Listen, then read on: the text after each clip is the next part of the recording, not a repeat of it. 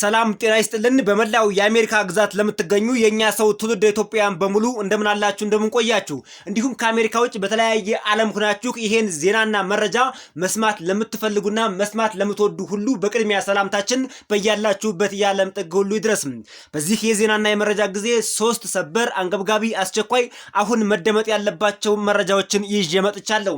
በቀዳሚነት ወደ እናንተ የምናደርሰው ደግሞ በመላው አሜሪካ ለምትኖሩ የኛ ሰው ትውልደ ኢትዮጵያውያን በሙሉ ከሀበሻ ጠበቆች የተላለፈ ታላቅ የጥንቃቄ መልእክት አለ። እሱ ምንድነው? ከ6500 በላይ የሚሆኑ የአይሲ እና የዲፓርትመንት ኦፍ ሆምላንድ ሴኩሪቲ ኦፊሰሮች ማስክድ ማህበራዊ ሚዲያ ምርመራ ላይ ተሰማርተዋል። ማድረግ ያለባችሁ ጥንቃቄ፣ ሁኔታውን ለመከላከል ምን ማድረግ አለባችሁ የሚሉትን በዝርዝር ይዘነዋል። እነዚህ ኤጀንቶችስ ምንድነው የሚያደርጉት የሚለውንም ሙሉ ዝርዝር መረጃውን ይዘነዋል። በሁለተኛነት የምናቀርበው ኤርትራዎች በዚህ በአሜሪካን ሀገር ለመጀመሪያ ጊዜ ታሪክ ሰሩ። የኤርትራ ተወላጅ ሆነው የዲሞክራት ተወካይ የፕሬዝዳንት ትራምፕን ጉድም ለመላው አሜሪካውያን እንደ ስጦ አውጥቶ ዘርግቶታል። የፕሬዝዳንት ትራምፕ ቀኝ እጅ ሆነችው ጠቅላይ አቃቢ ሕግም እንዲሁ እጇን ባፏጭና ወደ ቤቷ ተመልሳለች። መታየት መደመጥ ያለበት ነው። ለአፍሪካውያን ኩራት የሆነ እጅግ ልዩ የሆነ ቪዲዮ ነው። ተሰሙታላችሁ። በስተመጨረሻ የሚቀርበው የካሊፎርኒያው ገዥ ክሪስቲ ኖኤምን ወይም የዲፓርትመንት ኦፍ ሆምላንድ ሴኩሪቲ ኃላፊ የሆነችውን ጉድ ሰርቷታል፣ ቀንድም አስበቅሏታል። ነገሩን በዝርዝር ተሰሙታላችሁ። ምን አድርጓት ይሆን የሚለው መደመጥ ያለበት ነው። የዩቲዩብ ቻናሉን እናንተ ሰብስክራይብ አድርጋችሁ የደወል ምልክቷን በመጫን ለመስማት መዘጋጀት ብቻ ነው። እኔ ዜናዎቹንና መረጃዎችን ለእናንተ በሚመጥንና ደስ በሚል መልኩ ማቅረቤን ቀጥያለሁ። Attorney General Bondi, 6 days ago, you posted online, quote, "If you come for law enforcement, the Trump administration will come for you," end quote. I want to show you just a brief video. It's about 30 seconds, and I'll ask you a couple questions about it. Attorney General Bondi, that man works for you now, right? Who was that, Congressman? The man in that video, the one who was in the police-worn body cam footage, the one allegedly yelling, "Kill him," at police officers on January 6th, his name is Jared Wise. He does work for us. He yes. works for you at the Department of Justice. He does. This is an individual whom a federal grand jury indicted for 2 felonies and 4 misdemeanors related to his participation in the attack on January 6th. One of those charges was forcibly assaulting, resisting, opposing, impeding, intimidating, and interfering with police with the intent to commit another felony. This is who you choose as the chief law enforcement officer of the United States of America to hire at the Department of Justice.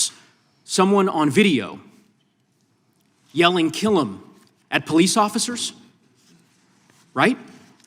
I believe he was pardoned by President Trump. Oh, he was pardoned. You're right. You're right. Pardoned by President Trump for his offense. Pardoned for yelling, "Kill him," at police officers. And yet you expect hardworking police officers across the country to believe that you take law enforcement seriously. You could imagine the reaction of so many folks across the country hearing the chief law enforcement officer of the United States refuse to even condemn what that individual whom you've now hired. በዚህ ክፍል ላይ ይህ ኤርትራዊ ወንድማችን የኮንግረስ አባል የሆነ ማለት ነው እዚህ አሜሪካን ሀገር ያነሳቸው ዋና ነጥቦች ምንድናቸው? ቦንዲ ከ6 ቀን በፊት አንድ ነገር ለጥፋ ነበር። ቦንዲ የምትባለው እንግዲህ አጠቃላይ በአሜሪካን ሀገር ያለች ጠቅላይ አቃቢ ሕግ ናት። ከፕሬዝዳንት ትራምፕና እንዲሁም ከመንግስት አስተዳደር ጋር ተያይዞ የሚነሱ ክሶችና ቅሬታዎችን የምትሟገት የምትከራከር ከፕሬዝዳንት ትራምፕ ጎን ቁማም የምትፋለም ጠቅላይ አቃቢ ሕግ ናት ማለት ነው። ለሷ ነው እንግዲህ ይሄን ጥያቄ ያነሳላትና ከ6 ቀን በፊት ለህግ አስከባሪነት ከመጣህ የትራምፕ አስተዳደር ይጠብቅሃል ብላ አንድ ነገር በማህበራዊ ሚዲያ ፖስት አድርጋ ነበር። ይሄ ኤርትራዊ ተመልክቶታልና ንጉሴ ይባላል። በነገራችን ላይ ዮሴፍ ንጉሴ ነው ትክክለኛ ስሙ፣ ሙሉ ስሙ ማለት ነው። ዮሴፍ ንጉሴ ይባላል። እኛ ንጉሴ እያልን እንጠራዋለን ማለት ነው። እዚህ ባስቀመጡት መሰረት ወይም ዮሴፍ እያልን መጥራት እንችላለን። እሱ ስሙ አያጣላንም። ይህን በመጥቀስ ነው እንግዲህ ወደ ዋናው ነጥብ ለመሄድ ሲሞክር አንድ ቪዲዮ ያሳያታል። ይህ ቪዲዮ ምን መሰላችሁ? እጅግ በጣም የሚገርም ነው።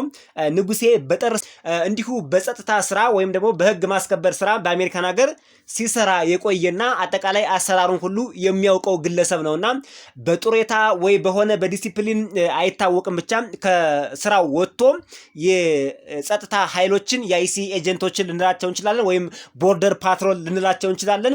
እነሱን ኦፕሬሽን ሲሰሩ በሆነ አካባቢ ላይ ወጥቶ ግደሏቸው፣ ምቷቸው፣ ደብድቧቸው፣ ያዟቸው እያለ ህብረተሰቡን ሲያነሳሳ ነበር። እርምጃም ተወስዶባቸው ነበር በፖሊሶቹ ላይና ከባድ ችግር ተፈጥሮ ነበር። ይሄን ቪዲዮ ከጋበዘ በኋላ እዚህ ታላቅ ችሎት ላይ ማለት ነው ሰውየውን ማንነት ይጠይቃል። ስሙ ማን ነው? ይህ ሰው ማን ነው በማለት ይጠይቃታልና እሷም ትመልስለታለች። ቦንዲ ማለት ነው ስሙ ጃሬድ ዊዝ ነው። በፌዴራል ፍርድ ቤት በ6 ክሶች ፖሊስን በኃይል በመጋፈጥ በመቃወም በማስፈራራት አመፅን በማነሳሳት የተከሰሰ ግለሰብ ነው። ራሱም ግን ከዚህ በፊት የፖሊስ አባል የነበረና እንደዚህ አይነት ስራዎችን በኃላፊነትም ጭምር ሲሰራ የነበረ ሰው ነውና የቦንዲ እምነት ቦንዲ አዎ ለኛ ይሰራ ነበር ወይም እኛ ጋር እየሰራ ነው እንጂ ለኛ ይሰራ ነበር ሳይሆን ይህ ለኛ ይሰራል ከኛ ጋር ይሰራል ብላ መለሰችለት። ምክንያቱም አሁን ይህ ሰው በነ ፕሬዝዳንት ትራምፕ ተቀጥሮ እየሰራ ነው። ይሄ ነው እንግዲህ ፖሊሶች ላይ ምን ያህል ችግር ሲያደርስ የነበረ ግለሰብ ለምን ተቀጥሮ ይሰራል ነው ዋናው የንጉሴ ትልቁ ነጥብ ማለት ነው። በፌዴራል ፍርድ ቤት ይሄን ሁሉ ችግር ፈጥሮ በወንጀል የተከሰሰ ሰው ፕሬዝዳንት ትራምፕ እንዲፈታ አድርገውታል እና እሱ በፕሬዝዳንት ትራምፕ ይቅርታ ተደርጎለት ወደ ስራ የተመለሰ ነው ትለዋለች። የንጉሴ ዋናው ጥያቄ ምንድነው? ይህ ሰው አሁን በዲፓርትመንት ኦፍ ጀስቲስ ውስጥ ነው የሚሰራው፣ ጭራሽ በፍትህ ሚኒስቴር ውስጥ የሚሰራ ሰው ነው። ይህን የመረጡት የአሜሪካ ዋና የህግ አስከባሪ ኦፊሰር ራስሽ ነሽ፣ አንቺ ቦንዲ ነሽ። በፖሊሶች ላይ ግደሉት ያለውን ሰው በመቅጠር የህግ አስከባሪነትን የትራምፕ አስተዳደር ከቁም ነገር እንደማይቆጥረውና ደንታ እንደሌለው ያሳያል ሲል አንድ ክስ አቅርቦባታል ማለት ነው። በዚህኛው ንግግሩ ላይ ንግግራቸውና ፊልሚያው ቀጥሏል። በነገራችን ላይ እስከ መጨረሻው ብትመለከቱትና ብትሰሙት እጅግ በጣም የሚገርም ነው። ያው በኢትዮጵያና በኤርትራ መካከል ያለውን የፖለቲካ ቁርሾ ትተነው እዚህ አሜሪካን ሀገር እስካለን ድረስ በሰላም ብንኖርና አብረን በሚመጡብን ነገሮች ላይ ብንታገል የሚል ሐሳብም ለማስተላለፍ በዛው እንፈልጋለን። ንግግሩ ቀጥሏል። እንደ አፍሪካዊ ኩራት ነው ያየነው፣ እንደ አፍሪካዊ ኩራት አይተነዋል ይሄን ግለሰብ ማለት ነው። But in any event, let's talk a little bit about some of the other divisions within the Department of Justice and what's happened over the last year. You're familiar with the Public Integrity section of the DOJ's Criminal Division. I think it's referred to as PIN. Is that right? Yes. Okay. Do you know which presidential administration under which the PIN was first created? I can tell you what administration that the weaponization was ended under. I'll reclaim my time. This wasn't a trick question. You don't get to Madam Attorney reclaim General. your time. Madam Attorney General. Because I don't like it. Mr. Chairman, will you explain to the witness that he does reclaim his time? Because I don't answer a question to your satisfaction. Mr. Chairman. Madam Attorney General, the time belongs to the gentleman from Colorado. Under which PIN was created was Gerald Ford.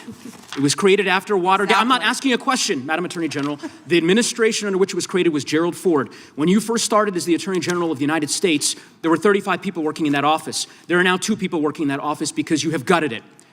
How many people work for the National Cryptocurrency Enforcement Team in the Criminal Division today? ከዚህ ወጣ አለና ደግሞ ሌላ ጥያቄ ይጠይቃታል። የንጉሴ ጥያቄ ምንድነው? ቦንዲን በዲፓርትመንት ኦፍ ጀስቲስ የወንጀል ክፍል ውስጥ ያለውን ፐብሊክ ኢንተግሪቲ ሴክሽን ፒን ይባላል። ይሄን ታውቂዋለሽ ወይ? ይሄን አሰራር ይሄን ህግ ታውቂው ነበር ወይ? ይሄን አጠቃላይ ስርዓት ታውቂው ነበር ወይ ብሎ ይጠይቃታል። እሷም አዎ አውቀዋለሁ ብላ ትመልሳለች። ዋናው ጥያቄ ግን ይህ ክፍል በየትኛው የፕሬዝዳንት አስተዳደር ስር ተፈጠረ? ማን ነው ይሄን ያመጣው ብሎ ይጠይቃታል። እሷም በቀላሉ ትመልስለታለች። ይህ ቀላል ታሪካዊ ጥያቄ ነው። በጀራልድ ፎርድ አስተዳደር ጊዜ በ1976 የተመሰረተ ነው። በሱ ጊዜ እንደውም አንድ ታላቅ የሆነ የመንግስት ሙስና የሚሰራ ሰው በዚህ ፐብሊክ ኢንተግሪቲ ሴክሽን በሚባለው ተይዞ ዘብጥያ ወርዶ ነበርና በሱ ጊዜ ነው የመጣው ይሄ ነገር የመጣው በሱ ጊዜ ነው። ፐብሊክ ኢንተግሪቲ ሴክሽን ፒን ይባላል። ዋና ስራው ምን መሰላችሁ? የመንግስት ባለስልጣናት የሚሰሩትን ሙስናና ብልሹ አሰራር እንዲሁም የፖለቲካ ማዛባት እነዚህን አጠቃላይ የመንግስትን ከፍተኛ ባለስልጣናት ከፕሬዚዳንቱ ጨምሮ የሚጠየቁበት አግባብ ነበር። በጣም በሚገርም ሁኔታ ለአሜሪካ በጣም አስፈላጊ የሆነ ህግ ነበርና በ1976 እንደተናገረችው በጀራልድ ፎርድ ጊዜ የወጣ ስርዓት ነው። የቦንዲ ምላሽ ቀጥተኛ መልስ ከመስጠት ይልቅ ይህን ክፍል ምንድነው ያለችው? ይህን ክፍል ታውቂዋለሽ ወይ ብሎ ነው የጠየቃትና ሲጠይቃትና በዚህ ክፍል አሁን ይሄ ክፍል አለ ወይ የሚል ነገር ነው እየጠየቃት ያለው። እሷ ግን ቀጥተኛ መልስ አልሰጠችውም። ምንድነው ያለችው? እኔ አሁን ያልኳችሁን ማለት ነው ጀራልድ ፎርድ አስተዳደር ጊዜ በ1976 የተመሰረተ ዓላማው ደግሞ የመንግስት ባለስልጣናትን ሙስና የሚሰሩትን በሙሉ መቆጣጠር፣ የመንግስትን የፖለቲካ አያያዝ መመርመር፣ መተቸት እና ለፍርድ ማቅረብ የሚለውን እሷ አልተነተነችውም። ቀየረችው ታክቲኩንና ይሄን ክፍል አለች። ይሄን ክፍል የፕሬዚዳንት ትራምፕ አስተዳደር እንደ መሳሪያነት አይጠቀመውም፣ ዊፐናይዜሽን አያደርገውም። ዲሞክራቶች ግን ይሄን ከዚህ በፊት እንደ መሳሪያ ተጠቅመውበት ነበር። ምክንያቱም ይሄን ተጠቅመው ዲሞክራቶች ፕሬዚዳንት ትራምፕን በተለያዩ ክሶች በጣም በበርካታ ክሶች ብዙ ናቸው፣ እንደውም ወደ 50 ምናምን በላይ ይሆናሉ ይባላልና ፕሬዚዳንት ትራምፕን በዚህ ከሰው ዘብጥያ ሊያወርዱት ነበርና ምን ይላሉ የፕሬዚዳንት ትራምፕ አስተዳደርና አጠቃላይ ሪፐብሊካኖች የሚሉት ምንድነው? ዲሞክራቶች ፐብሊክ ኢንተግሪቲ ሴክሽን የሚባለውን እንዳጠቃላይ እንደ ፖለቲካ መሳሪያ ይጠቀሙበታል የሚል ትንታኔ ሰጠችው ማለት ነው። እሷም አደገኛ ናት። በነገራችን ላይ አካሄዷ ሌላ ነው፣ ምንም አትገኘውም። እሱ በዚህ ቀጥታ ሲጠይቃት እሷ በዚህ ጥፍራ ነው የምትመልስለትና ይሄን ብላ ትመልሳለች። የንጉሴ ምላሽ ግን ጊዜን መልሱልኝ፣ እያባከነችብኝ ነው፣ ሌላ ነገር ነው እያወራቸው ያለችው በሚል ይጠይቃል። እንደዚህ ይቻላል። በነገራችን ላይ በእንደዚህ አይነት ክርክሮች ላይ በአሜሪካ ሀገር ያልተፈለገ ምላሽ ከሰጡ ጊዜን በልታብኛለች ብሎ ጊዜ ማስጨመር ይቻላል ብሎ ጥያቄውን ቀጥሏል። ይህ የብልሃት ጥያቄ አይደለም ብሎ ተከራከረ ማለት ነው። እና ቦንዲ መልስ እንድትሰጥ ሲጠይቅ መልስ እንድትሰጥ አልፈለገም ንጉሴ። በአጠቃላይ ንጉሴን ፐብሊክ ኢንተግሪቲ ሴክሽን የሚባል አለ፣ ይሄን ታውቂዋለሽ ወይ እና ይህ ማለት እኮ እንደዚህ እንደዚህ ነው እያለ ስለዚህ ሴክሽን ያስረዳታል። እሷ ግን በመሃል ገብታ ምላሽ ትሰጣለች። ምላሽ አይደለም እሱ የፈለገው። በዚህ እያጭበረበረችው ደቂቃ ወስዳበት ነበር። የንጉሴ መልስ ንጉሴ ራሱ ይሄን መልሶታል። ይህ ክፍል በጀራልድ ፎርድ ፕሬዚዳንት ጊዜ የተፈጠረ ነበር ብናም ብሎ በሚገባ አስረዳትና ወደ ዋናው ትራክ ሊያስገባት ነው ማለት ነው። አሁን በሚቀጥለው ደግሞ ወደ ዋናው ትራክ የዚህን ክፍል ዋናውን የፕሬዚዳንት ትራምፕን ስስ ብልትና የጠቅላላ አቃቢ ሕጓን የእሷን ደግሞ ስስ ብልቷን እንዴት እንደሚነካት እናያለን። Can I answer the question about Penn? I've asked you a question. How many You've people asked me a question, but you don't how want many the people answer. work I'm not for the gonna answer National your questions the way you Cryptocurrency want. Enforcement Team? You won't answer how many I'll people? answer Penn. You Penn will not be you know what? weaponized. You know what? What's Madam funny Attorney about General, this? I'll say to the chairman. What's funny about Chairman, this? you know what the answer is? And I think I What's understand funny why the about Attorney General this? does not want to answer the question. Because you eliminated the National Cryptocurrency Enforcement Team last year. So I understand why you don't want to tell the American people who works there. Yeah, I no one understand works why there you don't want to anymore, talk about Madam Mohammed Attorney Solomon General. in So, your district. in any event, who I will murdered people. Mr. Chairman, will you stop the clock so his time is not wasted by the I've been witness? very generous with allowing extra time when we have these little disputes. I understand. አሁን በቀጥታ ናሽናል ክሪፕቶከረንሲ ኢንፎርስመንት ቲም ላይ ትልቁን ጥያቄ ነካቸው ማለት ነው። ይሄ ኤርትራዊ ንጉሴ የሚባለው የዲሞክራት ተወካይ ማለት ነው።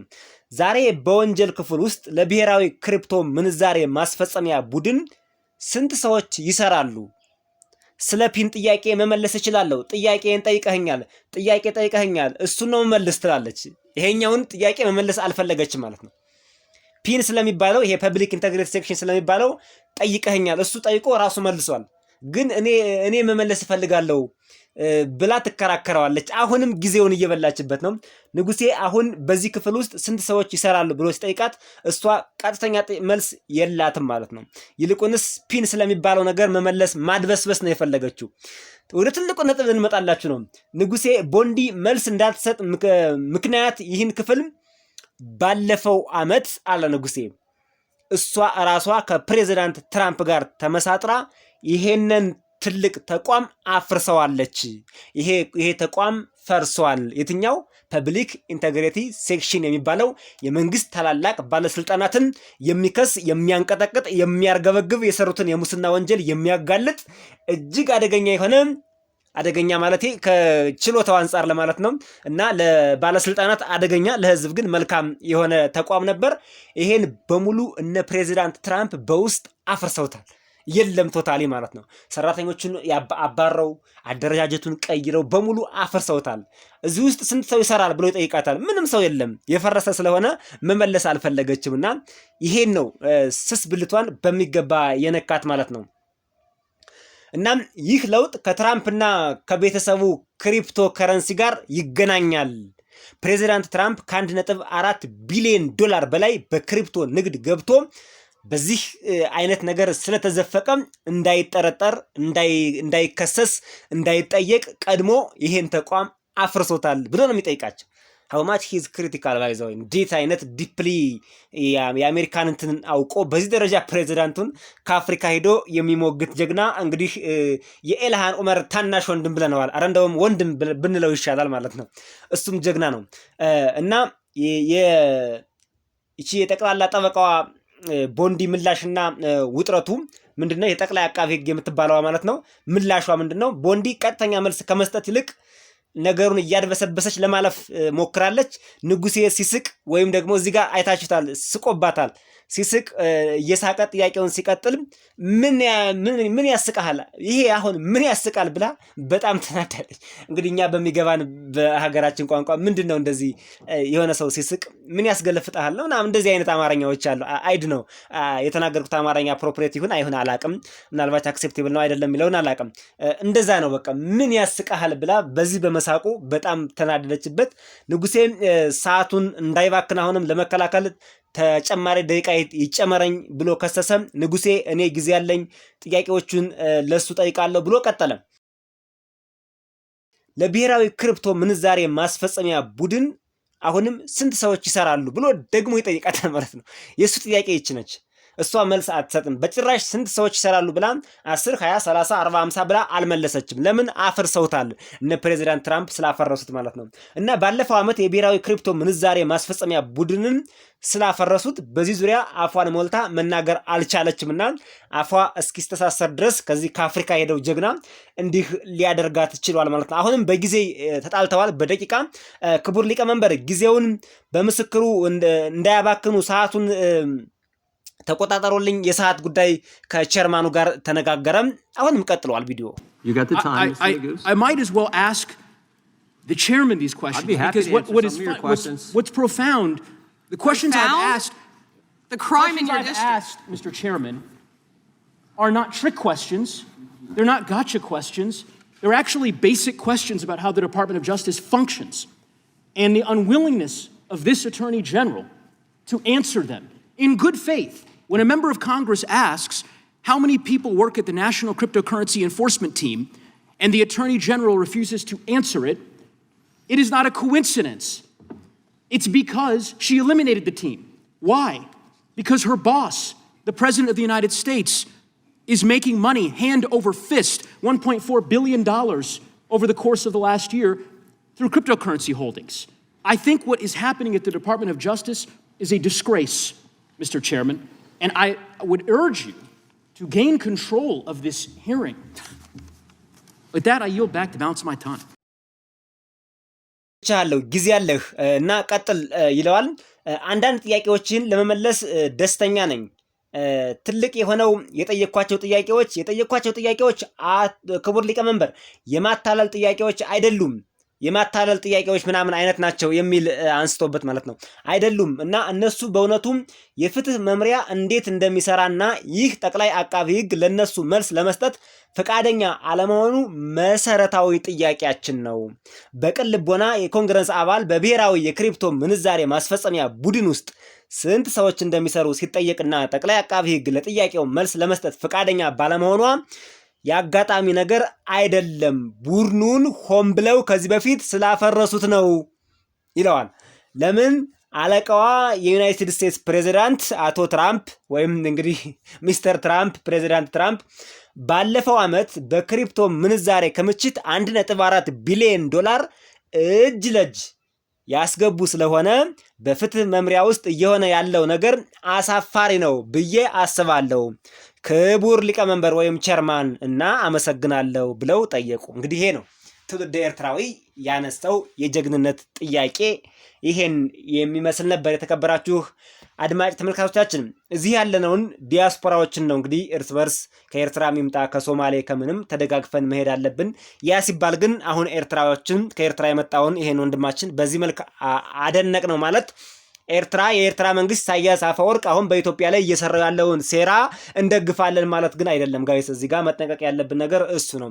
ይሄ እንደ አሜሪካን ሀገር ነው እያወራን ያለነው። የህዝብ ለህዝብ ግንኙነት ነው። ስለ አሜሪካ ነው እያወራን ያለነው። ነገር ግን ኢትዮጵያ ውስጥ ኢሳያስ አፈወርቅ ወታደሮቹን እያስታጠቀ ወደ መሀል ሀገር እያስገባ የተለያዩ የታጠቁ ኃይሎችን ሰፖርት እያደረገ ኢትዮጵያን እያፈረሰ መሆኑን እንግዲህ እንዲታወቅ በዚሁ አጋጣሚ ለማሳሰብ ያክል ነው። በብሔራዊ ጥቅማችን ላይ አንደራደርም እኛ ኢትዮጵያውያን። ከዛ ውጭ ግን የብሔራዊ ጥቅማችን ሳይነካም ከኢትዮጵያውያን ጎን የሚቆም ከየትም ይምጣ ምንም ችግር የለብንም ለማለት ነው። ወደ ቀጣዩ መረጃ አልፈናል።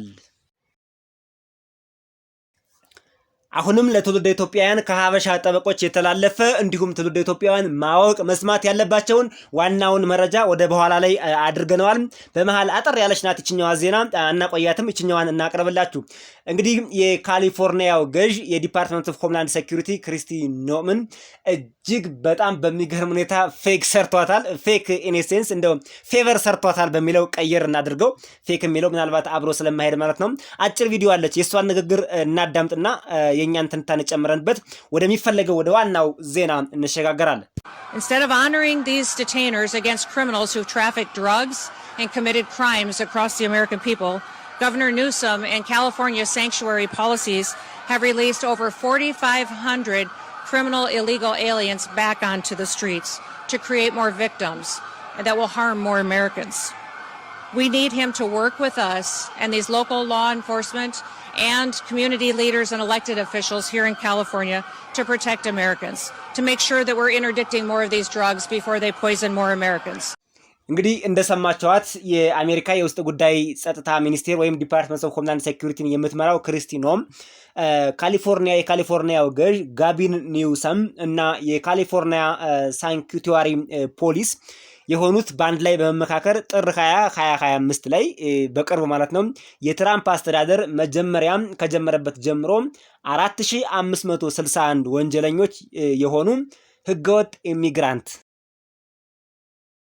ወንጀለኞች ይሏቸዋል። ወንጀለኞች ያልሆኑም አሉ። በነገራችን ላይ ሰነድ የሌላቸው በዚህ በአሜሪካን ሀገር ወንጀለኞችና ወንጀለኛ ስደተኛና ሰነድ የሌለው ስደተኛ ይለያያል።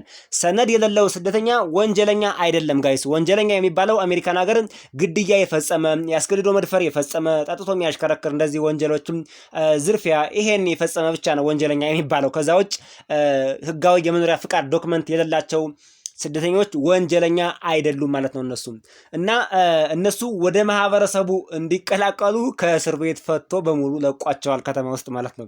ይሄ ነው ምክንያቱ። ደግሞ የካሊፎርኒያ አካባቢያዊና የካሊፎርኒያ ግዛት እስር ቤቶች የአይሲ የኢሚግሬሽንና ጉምሩክ ኢንፎርስመንት ታሳሪዎችን ጥያቄዎችን ቸላ ብለው ነው ያለፉት። እነሱን ስለማይመለከት ነው። ይህም የፌዴራል መንግስት እስረኞችን ለ48 ሰዓት ብቻ በመያዝ ለኢሚግሬሽን ወይም ለማባረር ለማስተላለፍ የሚያደርገው ጥያቄ ከ48 ሰዓት በላይ ስለማይፈቅድለት በህጉ መሰረት ነው የሄደው። የካሊፎርኒያው ገዥ ምንም ማድረግ አይችልም። ይህ በካሊፎርኒያ ሳንክቹዋሪ ህጎች ወይም ሳንክቹዋሪ ህጎች የሳንክቹዋሪ ከተሞች የሚባሉ አሉ በአሜሪካን ሀገር ከፌዴራል የአይሲ ኤጀንቶች ጋር የማይተባበሩ ማለት ነው።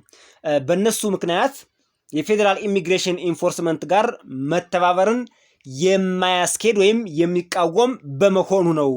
ይህን በየካቲት 12 2026 በኦታይ ሜሳ ደንበር ላይ በተደረገ ፕሬስ ኮንፈረንስ ነው እንግዲህ ክሪስቲ ኖም ራሷ የተናገረችው።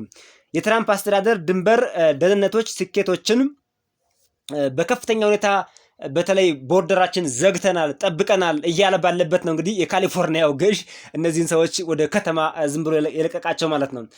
ሁኔታው አደገኛ ነው። የተለቀቁ ሰዎች የግድያ 31 ሰዎች በግድያ ወንጀል፣ 661 ጥቃት የተለያየ ጥቃት የፈጸሙ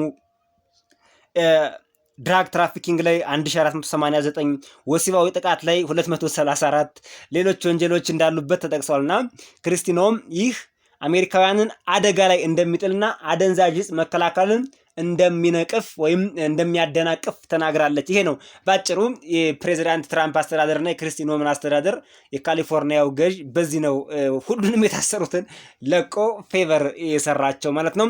አሁን ወደሚፈለገው ወደ ዋናው ዜና ደርሰናል። እስካሁን ያሉትም በእጅጉ የሚፈለጉ ናቸው። ይሄኛው ግን ለኢትዮጵያውያን የተላለፈ የጥንቃቄ መልእክት ስለሆነ ሁሉም የሚወስዳቸው እርምጃዎች ስለሆኑ ነው በተለይ ትኩረት የሰጠ ነው።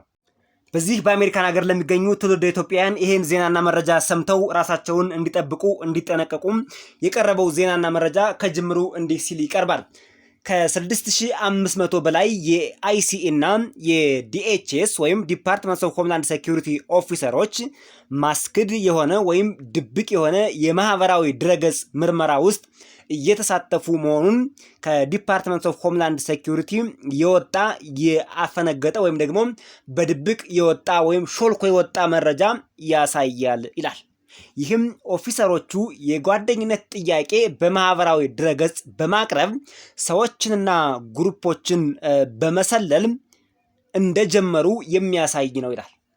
ስለዚህ ምንድነው የሚያደርጓችሁ? ልክ እንደ ኖርማል ሰው ሆነው እናንተን ፍሬንድ ሪኩዌስት ይልካሉ። በፌስቡክ በቴሌግራም ሊሆን ይችላል። ዋትኤቨር በማንኛውም ማህበራዊ ሚዲያ ለናንተ ፍሬንድ ሪኩዌስት ይልካሉ። እነዚህ ሰዎች ግን ባክግራውንዳቸው የአይሲ ኦፊሰሮች ወይም የዲፓርትመንት ኦፍ ሆምላንድ ሴኩሪቲ ኦፊሰሮች ናቸው ማለት ነው።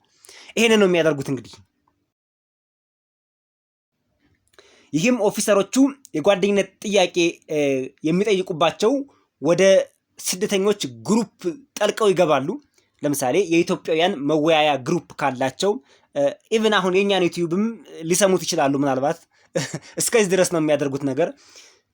ግሩፕ ውስጥ ጠልቀው ይገቡና ስደተኞች የሚነጋገሯቸውን ንግግሮች፣ የሚጻጻፏቸውን ቴክስቶች፣ አጠቃላይ ፕሮፋይሉን በሙሉ ያጠናሉ ማለት ነው። ስለዚያ ስደተኛ እንደዚህ አይነት መረጃ ነው የሚሰበስቡት።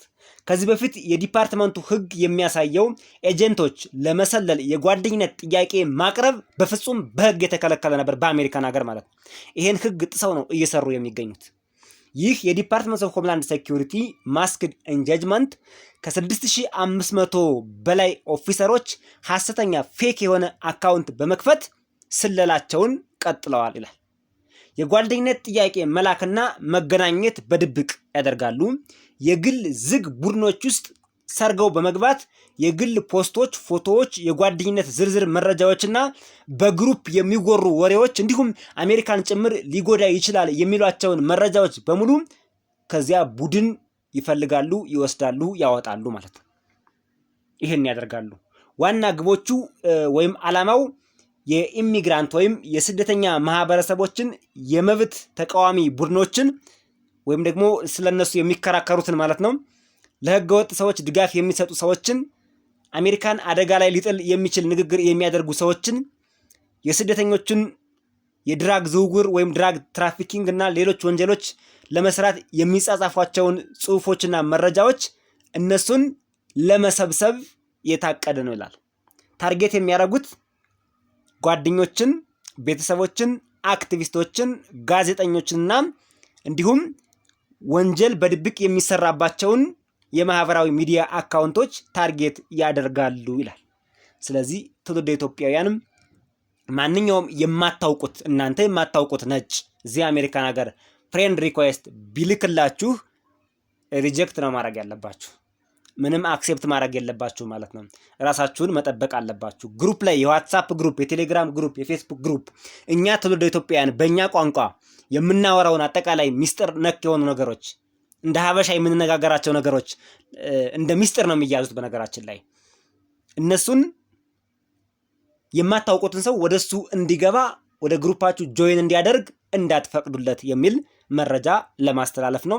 አጭር ሊመስላችሁ ይችላል። ውጤቱ ግን ይህን ካደረጋችሁ ጠቀሜታው ግን የጎላና የኢትዮጵያውያንን በተለይ ስደተኛ ትውልደ ኢትዮጵያውያን የኛ ሰው የሆኑ ኢትዮጵያውያንን ከመጠበቅ አንጻር ትልቅ ዋጋ አለው ብለን ስላሰብን ነው እንደ ትልቅ ዜና ያቀረብንላችሁ። የተከበራችሁ አድማጭ ተመልካቾቻችን በመረጃዎቻችን ላይ መስተካከል አለበት፣ እዚህ ላይ ቅሬታ አለን የምትሉት ካለ በነጻነት በጨዋ ልምድና በኢትዮጵያውያን አመለካከት መጻፍ ትችላላችሁ። እኛም የእናንተን ሐሳብ ለመቀበል ዝግጁ ነን።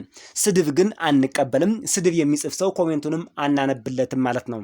ስለዚህ አስተማሪ የሆኑ ነገሮችን ለሚጽፉ ሰዎች የኛ ዩቲዩብ ቻናል እውቅና ይሰጣል፣ ቶፕ ፋን ያደርጋቸዋል፣ ሌሎችም ጥቅማ ጥቅሞች ሊኖሩት ይችላሉ። የዩቲዩብ ቻናሉን ሰብስክራይብ አድርጉ። በሌላ ቪዲዮ እስከምንገናኝ በያላችሁበት ሰናይ ቆይታ